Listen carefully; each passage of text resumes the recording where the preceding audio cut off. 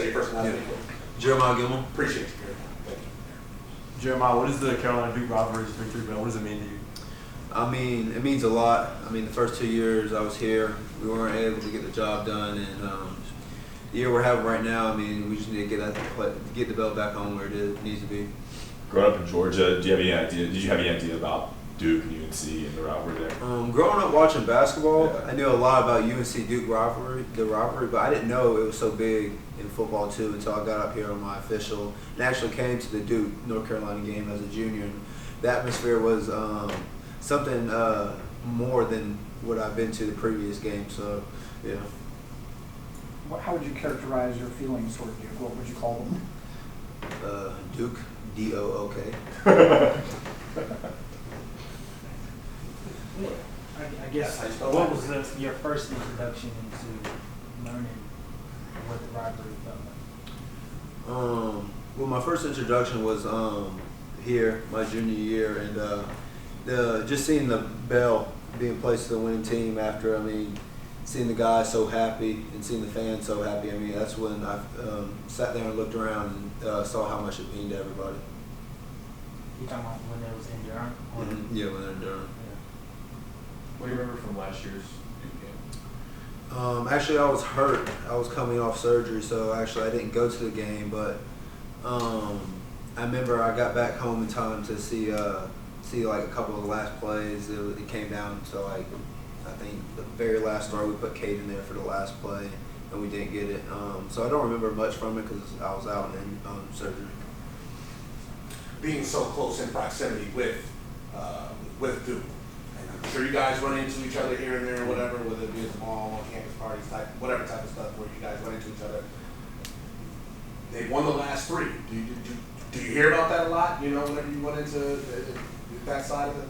Well, personally, I never ran into anybody like any football player from Duke, but I actually did my freshman year my sophomore year, coming back up from a flight.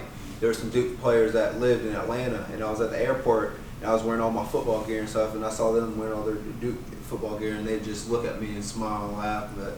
And I'll just grin. I'll be okay. I'll just get them on the field.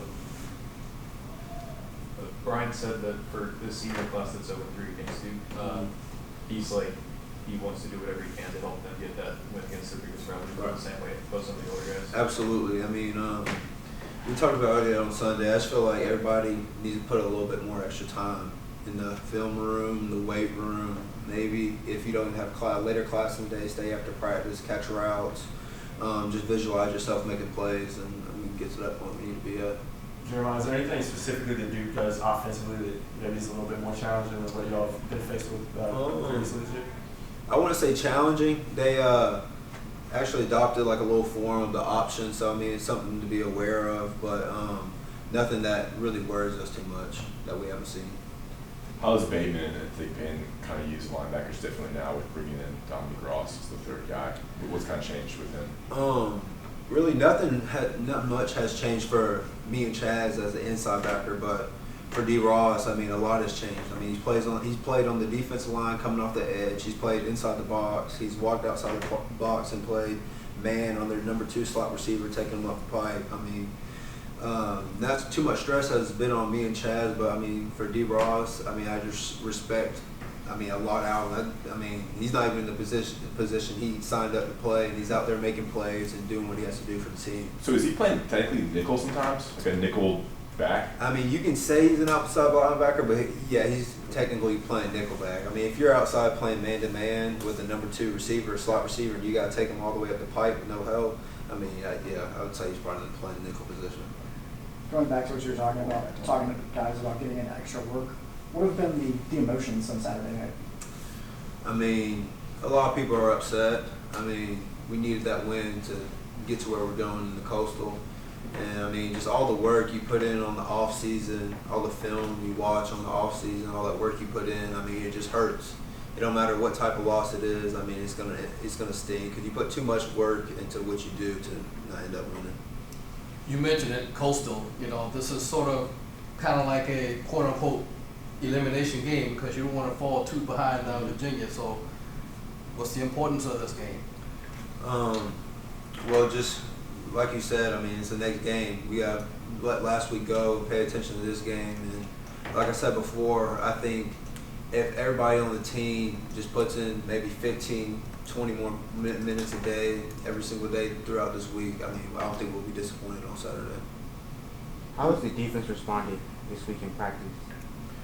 I feel like we did really good today. I mean, we came out physical. We were physical and inside. We were physical during our fastball period, where after special teams we run about 6 to 7 to 8 plays, gave speed tempo, but we stayed up. And I feel like we communicated really well. We fit the plays up really well, so I'm happy where the defense is after this Tuesday practice. Has Mac and the staff taken a different approach to a rivalry week like this one? No, Mac and the staff is still calm, cool, and collected. They know what's in front of us. But Mac did say, like, just put those extra 10 to 15 minutes in throughout the week because they'll end up paying dividends on Saturday. Y'all good? Those 15 minutes, what, means like studying and watching film? Yeah, either if it's studying or if after practice, like you don't have a late class because most people right after practice have to run, shower, get dressed, and go to class. Like maybe stay out there, catch a couple balls, maybe work block destruction for linebackers, or just stay out there and just run yourself through plays and just visualize yourself making plays. You mentioned how bad you guys needed that win in Blacksburg. Have you lost hope that you guys can still win this division, considering how wild and wacky it can be? Yeah, I mean, absolutely. I have full confidence in the team. We just have to go week by week, game by game, and put them in the W column. Because I mean, right now the Coastal Division is so crazy. No telling what's happening. We just gotta keep rolling and stay focused on us. All right. Thank you. Thank you.